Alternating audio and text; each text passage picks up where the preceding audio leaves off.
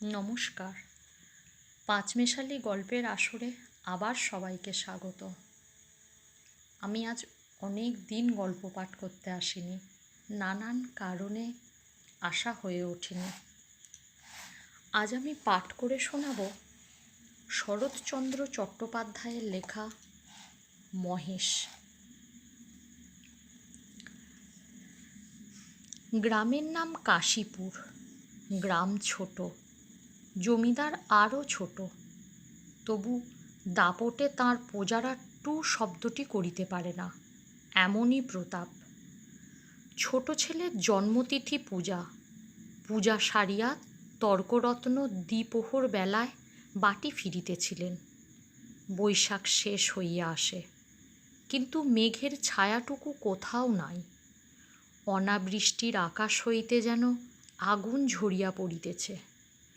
সম্মুখের দিগন্তজোড়া মাঠখানা জ্বলিয়া পুড়িয়া ফুটি ফাটা হইয়া আছে, আর সেই লক্ষ্য ফাটল দিয়া ধরিত্রীর বুকের রক্ত নিরন্তর ধোঁয়া হইয়া উড়িয়া যাইতেছে।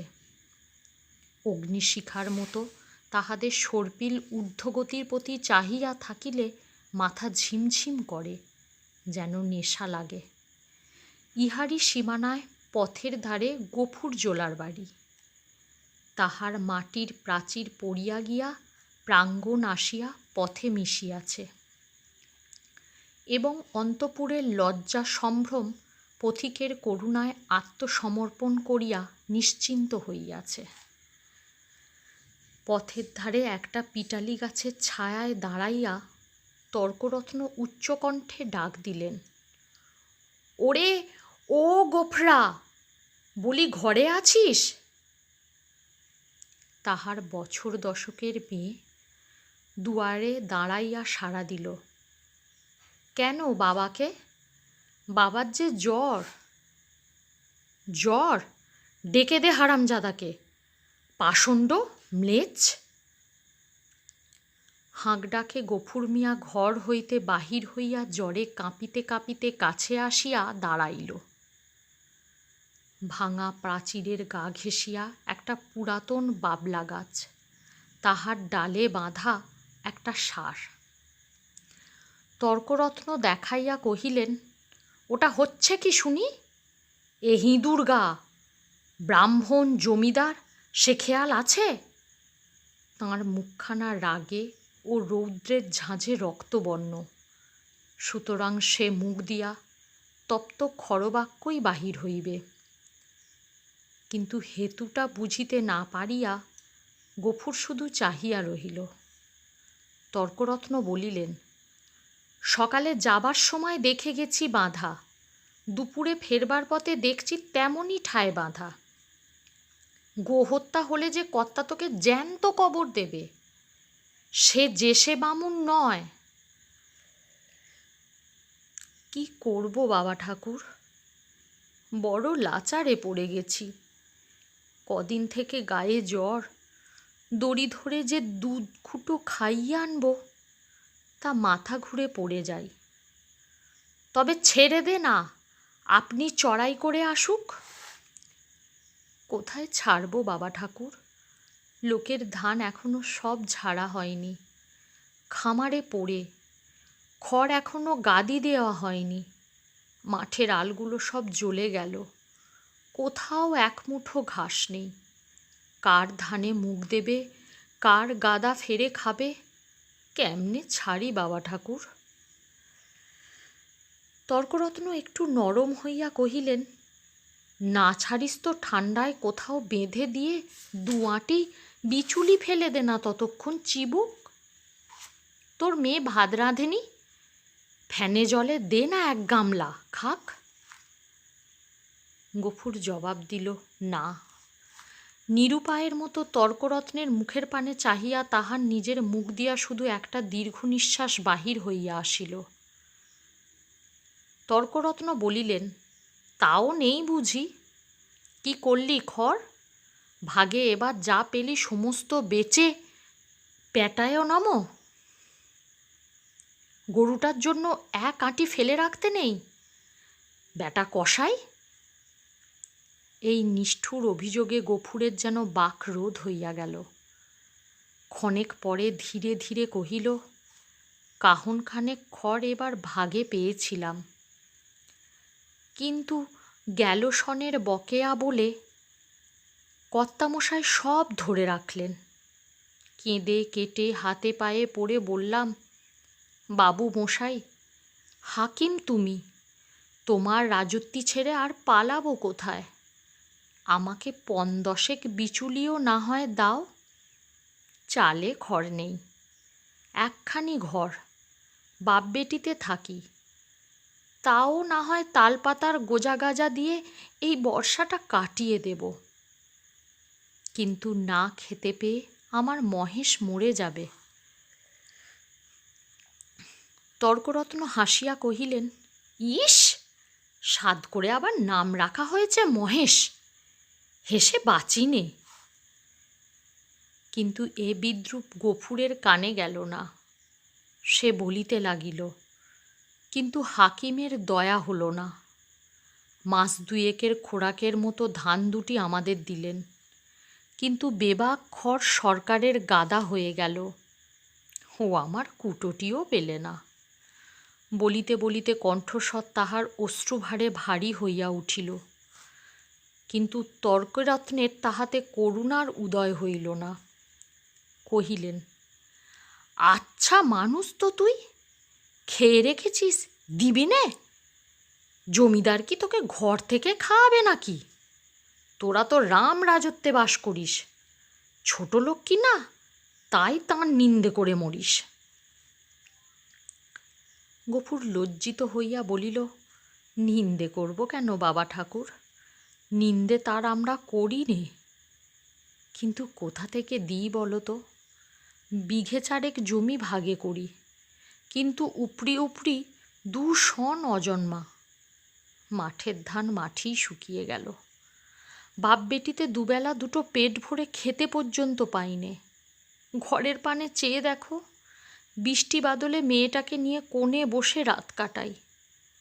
পা ছড়িয়ে শোবার ঠাঁই মেলে না। মহেশকে একটিবার তাকিয়ে দেখো, পাঁজরা গোনা যাচ্ছে। দাও না ঠাকুর মশাই, কাহন ২ ধার, গরুটাকে ২ দিন পেট পুড়ে খেতে দিই। বলিতে বলিতেই সে ধপ করিয়া ব্রাহ্মণের পায়ের কাছে বসিয়া পড়িল। তর্করত্ন তীরবৎ ২ পা পিছাইয়া গিয়া কহিলেন, মর, ছুঁয়ে ফেলবি নাকি? না বাবা ঠাকুর, ছোঁবো কেন? ছোঁবো না, কিন্তু দাও এবার আমাকে কাহন ২ খড়। তোমার ৪ গাদা সেদিন দেখে এসেছি, এ কটি দিলে তুমি টেরও পাবে না। আমরা না খেয়ে মরি, ক্ষতি নেই, কিন্তু ও আমার অবলা জীব, কথা বলতে পারে না, শুধু চেয়ে থাকে আর চোখ দিয়ে জল পড়ে। তর্করত্ন কহিল, ধার নিবি, শুধবি কি করে শুনি? গফুর আশান্বিত হইয়া ব্যগ্রস্বরে বলিয়া উঠিল, যেমন করে পারি শুধব বাবা ঠাকুর, তোমাকে ফাঁকি দেব না। তর্করত্ন মুখে এক প্রকার শব্দ করিয়া গফুরের ব্যাকুল কণ্ঠের অনুকরণ করিয়া কহিলেন, ফাঁকি দেব না, যেমন করে পারি শুধব। রসিক নাগর, যা যা সর, পথ ছাড়, ঘরে যাই, বেলা বয়ে গেল। এই বলিয়া তিনি একটু মুচকিয়া হাসিয়া পা বাড়াইয়া সহসা সভয়ে পিছাইয়া গিয়া সক্রোধে বলিয়া উঠিলেন, মর, শিং নেড়ে আসে যে, গুতবে নাকি?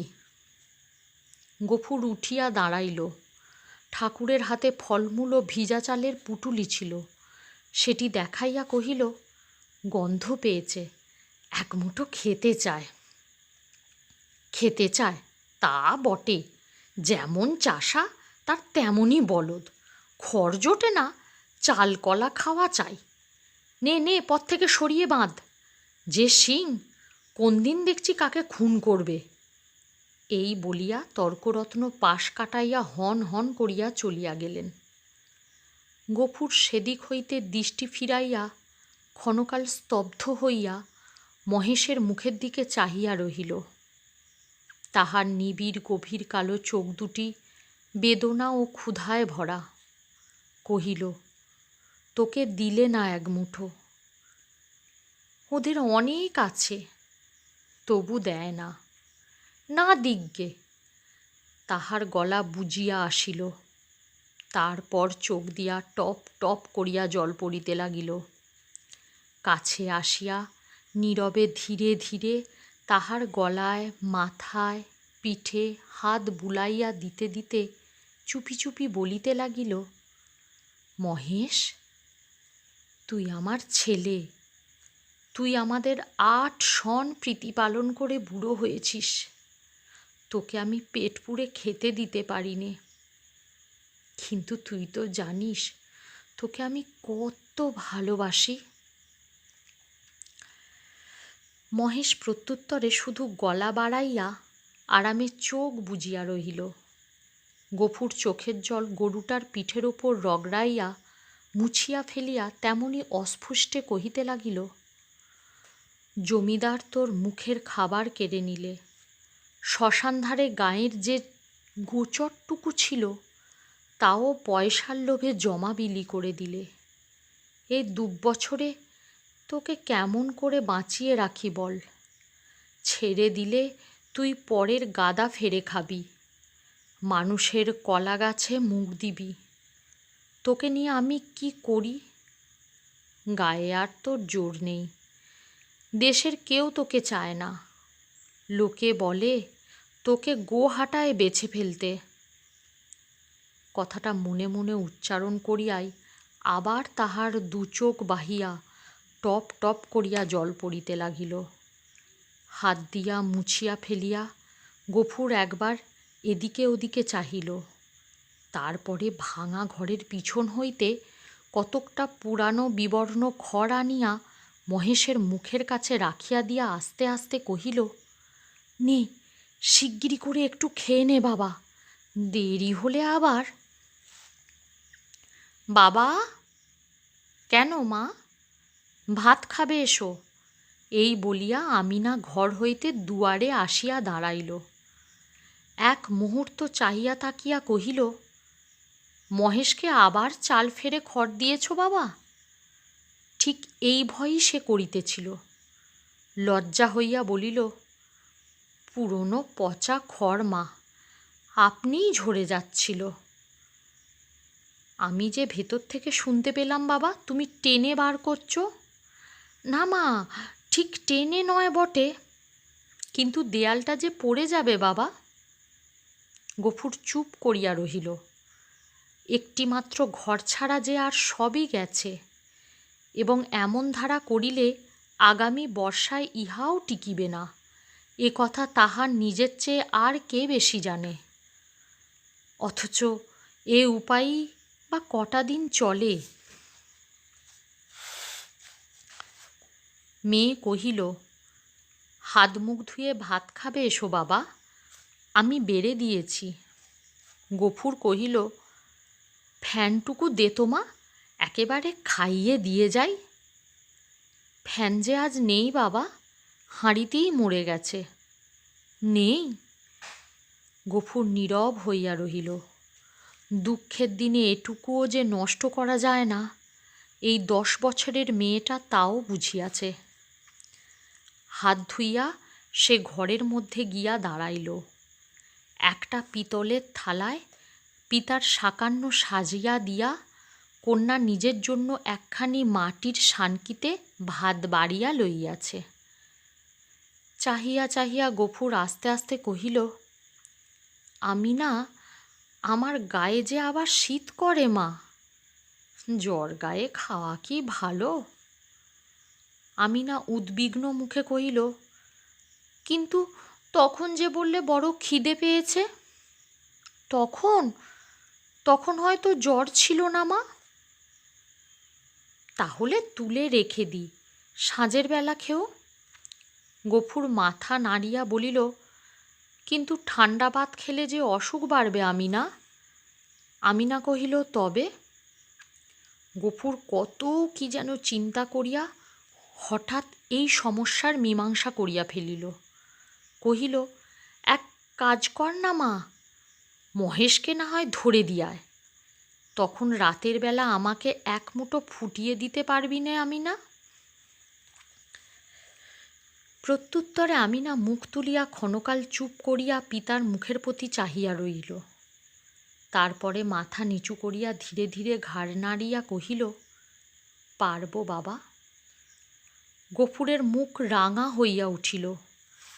পিতা ও কন্যার মাঝখানে এই যে একটুখানি ছলনার অভিনয় হইয়া গেল, তাহা এই দুটি প্রাণী ছাড়া আরও একজন বোধ করি অন্তরিক্ষে থাকিয়া লক্ষ্য করিলেন।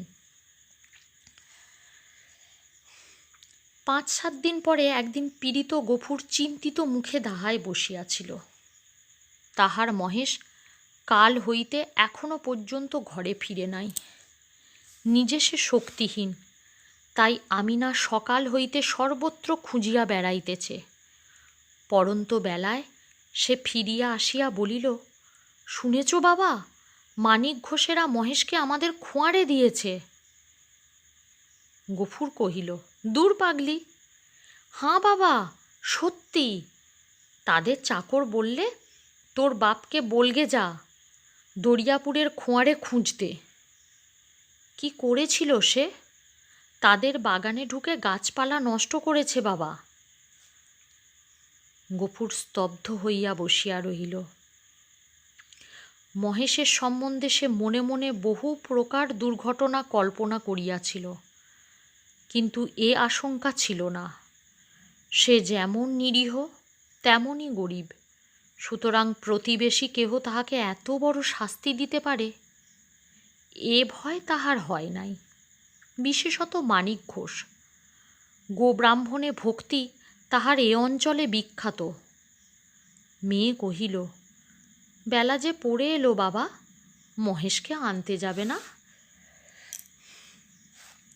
গফুর বলিল, না। কিন্তু তারা যে বললে 3 দিন হলেই পুলিশের লোক তাকে গোহাটায় বেচে ফেলবে। গফুর কহিল, ফেলুক গে। গোহাটা বস্তুটা যে ঠিক কি আমিনা তাহা জানিত না, কিন্তু মহেশের সম্পর্কে ইহার উল্লেখ মাত্রই তাহার পিতা যে কিরূপ বিচলিত হইয়া উঠিত ইহা সে বহুবার লক্ষ্য করিয়াছে। কিন্তু আজ সে আর কোনো কথা না কহিয়া আস্তে আস্তে চলিয়া গেল। রাতের অন্ধকারে লুকাইয়া গফুর বংশীর দোকানে আসিয়া কহিল, খুড়ো, একটা টাকা দিতে হবে। এই বলিয়া সে তাহার পিতলের থালাটি বসিবার মাচার নিচে রাখিয়া দিল। এই বস্তুটির ওজন ইত্যাদি বংশী সুপরিচিত। বছর 2-1 মধ্যে সে বার 5 ইহাকে বন্ধক রাখিয়া একটি করে টাকা দিয়াছে। অতএব আজও আপত্তি করিল না। পরদিন যথাস্থানে আবার মহেশকে দেখা গেল। সেই বাবলাতলা, সেই দড়ি, সেই খুঁটা, সেই তৃণহীন শূন্য আধার, সেই ক্ষুধাতুর কালো চোখের সজল উৎসব দৃষ্টি। একজন বুড়ো গোছের মুসলমান তাহাকে অত্যন্ত তীব্র চক্ষু দিয়া পর্যবেক্ষণ করিতেছিল। অদূরে একধারে 2 হাঁটু জড়ো করিয়া গফুর মিয়া চুপ করিয়া বসিয়াছিল। পরীক্ষা শেষ করিয়া বুড়া চাদরের খুঁট হইতে একখানি 10 টাকার নোট বাহির করিয়া তাহার ভাঁজ খুলিয়া বার বার মসৃণ করিয়া লইয়া তাহার কাছে গিয়া কহিল, আর ভাঙব না, এ পুরোপুরি দিলাম, নাও। গফুর হাত বাড়াইয়া গ্রহণ করিয়া তেমনি নিঃশব্দেই বসিয়া রহিল। যে 2 জন লোক সঙ্গে আসিয়াছিল তাহারা গরুর দড়ি খুলিবার উদ্যোগ করিতেই কিন্তু সে অকস্মাৎ সোজা উঠিয়া দাঁড়াইয়া উদ্ধত কণ্ঠে বলিয়া উঠিল, দড়িতে হাত দিও না বলছি, খবরদার বলছি, ভালো হবে না। তাহারা চমকিয়া গেল। বুড়া আশ্চর্য হইয়া কহিল, কেন? গফুর তেমনি রাগিয়া জবাব দিল, কেন আবার কি? আমার জিনিস, আমি বেচব না, আমার খুশি। এই বলিয়া সে নোটখানা ছুঁড়িয়া ফেলিয়া দিল। তাহারা কহিল, কাল পথে আসতে বায়না নিয়ে এলে যে, এই নাও না তোমাদের বায়না ফিরিয়ে। এই বলিয়া সে ট্যাঁক হইতে 2টা টাকা বাহির করিয়া ঝনাত করিয়া ফেলিয়া দিল।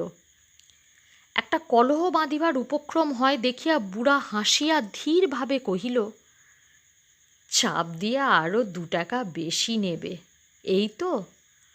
দাও হে, পানি খেতে ওর মেয়ের হাতে 2 টাকা দাও। কেমন? এই না। না, কিন্তু এর বেশি কেউ 1 আদলা দেবে না, তা জানো? গফুর সজোরে মাথা নাড়িয়া কহিল, না। বুড়া বিরক্ত হইল, কহিল, না তো কি, চামড়াটাই যে দামে বিকুবে, নইলে মাল আর আছে কি? তোবা তোবা! গফুরের মুখ দিয়া হঠাৎ বিশ্রী কটু কথা বাহির হইয়া গেল, এবং পরক্ষণেই সে ছুটিয়া গিয়া নিজের ঘরে ঢুকিয়া চিৎকার করিয়া শাসাইতে লাগিল যে তাহারা যদি অবিলম্বে গ্রাম ছাড়িয়া না যায় তো জমিদারের লোক ডাকিয়া জুতো পেটা করিয়া ছাড়িবে। হাঙ্গামা দেখিয়া লোকগুলো চলিয়া গেল, কিন্তু কিছুক্ষণে জমিদার সদর হইতে তাহার ডাক পড়িল। গফুর বুঝিল এ কথা কর্তার কানে গিয়াছে। সদরে ভদ্র অভদ্র অনেকগুলি ব্যক্তি বসিয়াছিল। শিবুবাবু চোখ রাঙা করিয়া কহিলেন, গোফরা, তোকে যে আমি কি সাজা দেব ভেবে পাইনে। কোথায় বাস করে আছিস জানিস? গফুর হাত জোর করিয়া কহিল, জানি।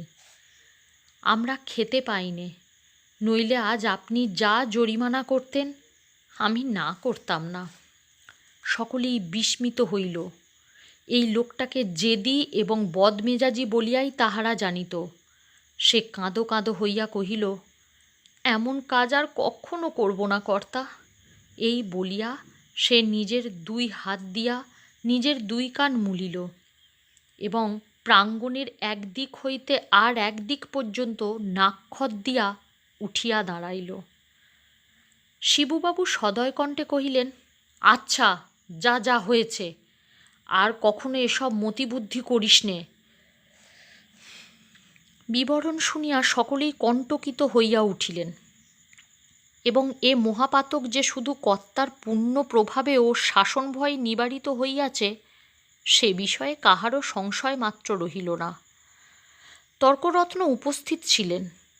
তিনি গো শব্দের শাস্ত্রীয় ব্যাখ্যা করিলেন, এবং যে জন্য এই ধর্মজ্ঞানহীন ম্লেচ্ছ জাতিকে গ্রামের ত্রিসীমানায় বসবাস করিতে দেয়া নিষিদ্ধ তাহা প্রকাশ করিয়া সকলের জ্ঞাননেত্র বিকশিত করিয়া দিলেন। গফুর একটা কথার জবাব দিল না। যথার্থ প্রাপ্য মনে করিয়া অপমান ও সকল তিরস্কার সবিনয়ে মাথা পাতিয়া লইয়া প্রসন্ন চিত্তে ঘরে ফিরিয়া আসিল। প্রতিবেশীদের গৃহ হইতে ফ্যান চাহিয়া আনিয়া মহেশকে খাওয়াইল, এবং তাহার গায়ে মাথায় ও শিঙে বারংবার হাত বুলাইয়া অস্ফুষ্টে কত কথাই বলিতে লাগিল। জ্যৈষ্ঠ শেষ হইয়া আসিল। রুদ্রের যে মূর্তি একদিন শেষ বৈশাখে আত্মপ্রকাশ করিয়াছিল সে যে কত ভীষণ, কত বড় কঠোর হইয়া উঠিতে পারে তাহা আজিকার আকাশের প্রতি না চাহিলে উপলব্ধি করাই যায় না। কোথাও যেন করুণার আভাস পর্যন্ত নাই। কখনো এ রূপের লেশমাত্র পরিবর্তন হইতে পারে, আবার কোনো দিন এ আকাশ মেঘভারে স্নিগ্ধ সজল হইয়া দেখা দিতে পারে। আজ এ কথা ভাবিতেও যেন ভয় হয়। মনে হয় সমস্ত প্রজ্বলিত নভস্থল ব্যাপিয়া যে অগ্নি অহরহ ঝরিতেছে ইহার অন্ত নাই, সমাপ্তি নাই।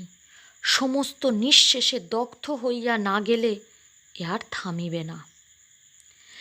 এমনই দিনে দ্বিপ্রহর বেলায় গফুর ঘরে ফিরিয়া আসিল। পরের দ্বারে জন্মজুর খাটা তাহার অভ্যাস নয়, এবং মাত্র 3-4-5 তাহার জ্বর থামিয়াছে, কিন্তু দেহ যেমন দুর্বল তেমনই শ্রান্ত। তবুও আজ সে কাজের সন্ধানে বাহির হইয়াছিল, কিন্তু এই প্রচণ্ড রৌদ্র কেবল তাহার মাথার উপর দিয়া গিয়াছে, আর কোনো ফল হয় নাই। ক্ষুধায়, পিপাসায় ও ক্লান্তিতে সে প্রায় অন্ধকার দেখিতেছিল। প্রাঙ্গণে দাঁড়াইয়া ডাক দিল, আমিনা, ভাত হয়েছে রে? মেয়ে ঘর হইতে আস্তে আস্তে বাহির হইয়া নিরুত্তরে খুঁটি ধরিয়া দাঁড়াইল। জবাব না পাইয়া গফুর চেঁচাইয়া কহিল, হয়েছে ভাত?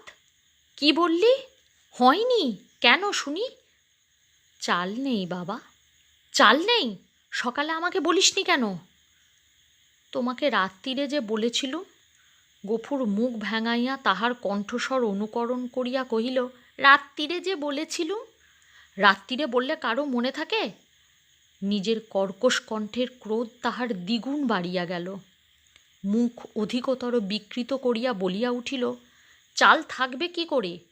রোগা বাপ খাক আর না খাক, বুড়ো মেয়ে 4 বার 5 বার করে ভাত গিলবি।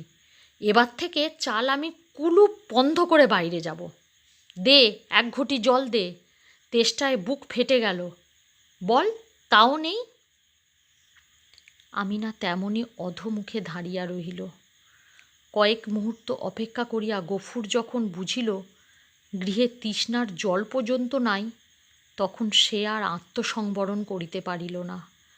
দ্রুত পথে কাছে গিয়া ঠাস করিয়া সশব্দে তাহার গালে এক চর কষাইয়া দিয়া কহিল, মুখ পোড়া হারামজাদা মেয়ে, সারাদিন তুই করিস কি? এত লোক মরে, তুই মরিস নে? মেয়ে কথাটি কহিল না। মাটির শূন্য কলসিটি তুলিয়া লইয়া সেই রৌদ্রের মাঝি চোখ মুছিতে মুছিতে নিঃশব্দে বাহির হইয়া গেল। সে চোখের আড়াল হইতেই কিন্তু গফুরের বুকে শেল বিঁধিল। মা মরা এই মেয়েটাকে সে যে কি করিয়া মানুষ করিয়াছে সে কেবল সেই জানে। তাহার মনে পড়িল, এই তাহার স্নেহশীলা কর্মপরায়ণা শান্ত মেয়েটির কোনো দোষ নাই। ক্ষেতের সামান্য ধান কয়টি ফুরানো পর্যন্ত তাদের পেট ভরিয়া দুবেলা অন্ন জুটে না। কোনো দিন একবেলা, কোনো দিন আবার তাহও নয়। দিনে 5-6 বার ভাত খাওয়া যেমন অসম্ভব তেমনই মিথ্যা, এবং এই পিপাসার জল না থাকার হেতুও তাহার অবেদিত নয়। গ্রামে যে 2-3টা পুষ্করিণী আছে তাহা একেবারে শুষ্ক।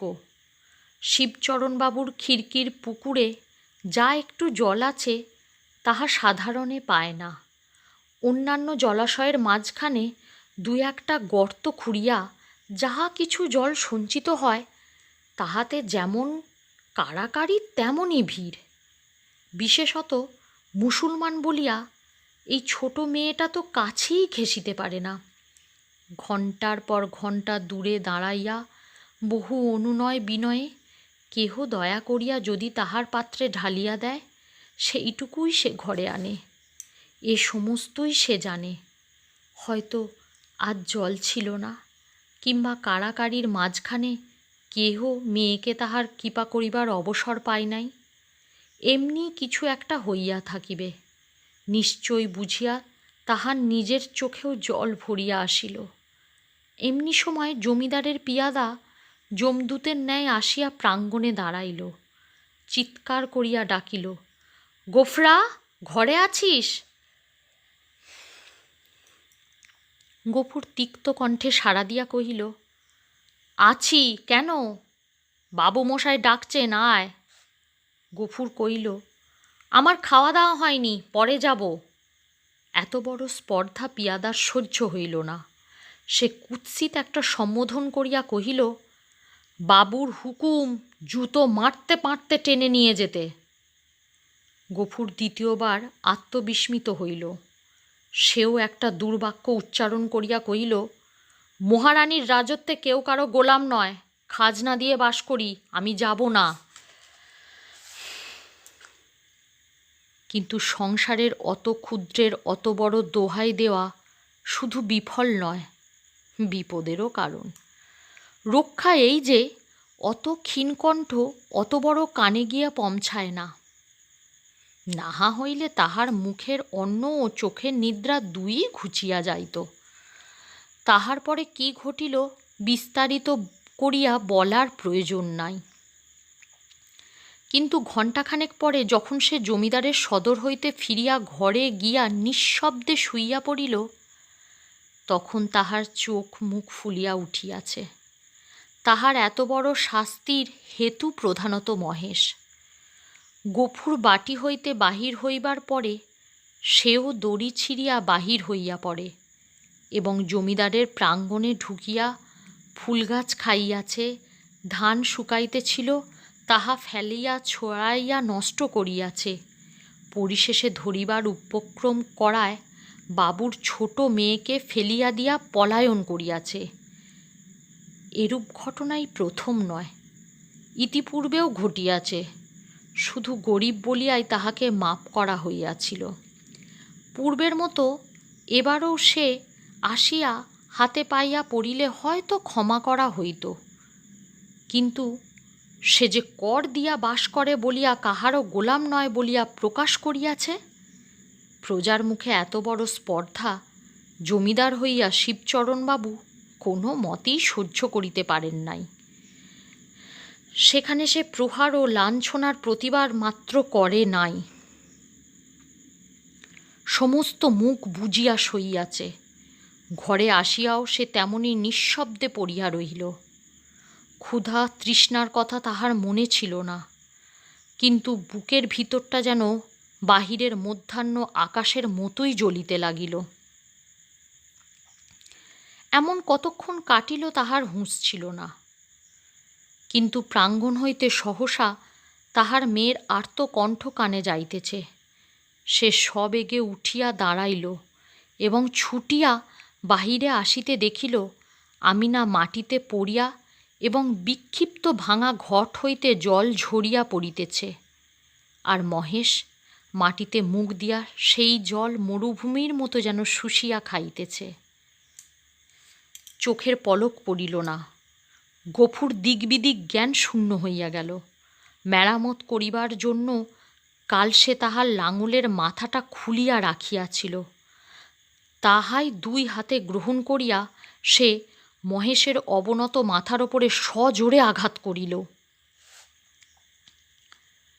একটিবার মাত্র মহেশ মুখ তুলিবার চেষ্টা করিল, তাহার পরে তাহার অনাহার ক্লিষ্ট শীর্ণ দেহ ভূমিতলে লুটাইয়া পড়িল। চোখের কোণে বাহিয়া কয়েক বিন্দু অশ্রু ও কান বাহিয়া ফোঁটা কয়েক রক্ত গড়াইয়া পড়িল। বার দুই সমস্ত শরীরটা তাহার থর থর করে কাঁপিয়া উঠিল। তাহার পরে সম্মুখ ও পশ্চাতের পা দুটা তাহার যত দূর যায় প্রসারিত করিয়া দিয়া মহেশ শেষ নিঃশ্বাস ত্যাগ করিল। আমিনা কাঁদিয়া উঠিয়া বলিল, কি করলে বাবা? আমাদের মহেশ যে মরে গেল। গফুর নড়িল না, জবাব দিল না, শুধু নির্নিমেষ চক্ষে আর একজোড়া নিমেষহীন গভীর কালো চক্ষের পানে চাহিয়া পাথরের মতো নিশ্চল হইয়া রহিল। ঘণ্টা দুয়েকের মধ্যে সংবাদ পাইয়া গ্রামান্তরে মুচির দল আসিয়া জুটিল। তাহারা বাঁশে বাঁধিয়া মহেশকে ভাগাড়ে লইয়া চলিল। তাহাদের হাতে ধারালো চকচকে ছুরি দেখিয়া গফুর শিহরিয়া চক্ষু মুদিল, কিন্তু একটা কথাও কহিল না।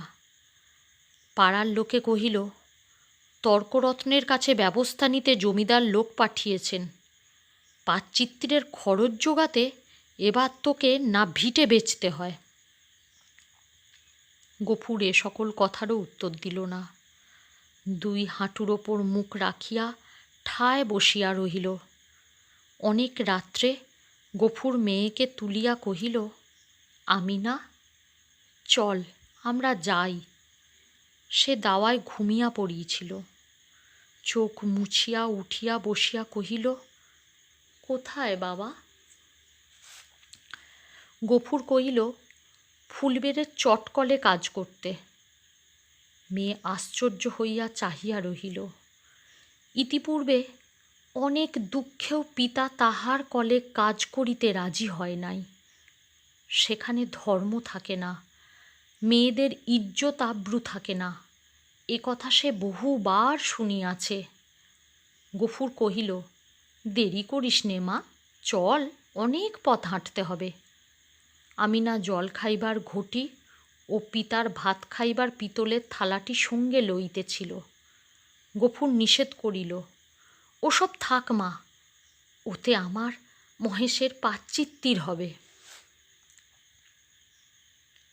অন্ধকার গভীর নিশীথে সে মেয়ের হাত ধরিয়া বাহির হইল। এ গ্রামে আত্মীয় কেহ তাহার ছিল না, কাহাকেও বলিবার কিছু নাই। আঙিনা পার হইয়া পথের ধারে সেই বাবলাতলায় আসিয়া সে থমকিয়া দাঁড়াইয়া সহসা হুহু করিয়া কাঁদিয়া উঠিল। নক্ষত্র খচিত কালো আকাশে মুখ তুলিয়া বলিল, আল্লাহ, আমাকে যত খুশি সাজা দিও, কিন্তু মহেশ আমার তেষ্টা নিয়ে মরেছে। তার চড়ে খাবার এতটুকু জমি কেউ রাখেনি। যে তোমার দেওয়া মাঠের ঘাস, তোমার দেওয়া তেষ্টার জল তাকে খেতে দেয়নি, তার কসুর তুমি যেন কখনো মাপ করো না। নমস্কার। গল্প পাঠ কেমন লাগলো অবশ্যই জানিও।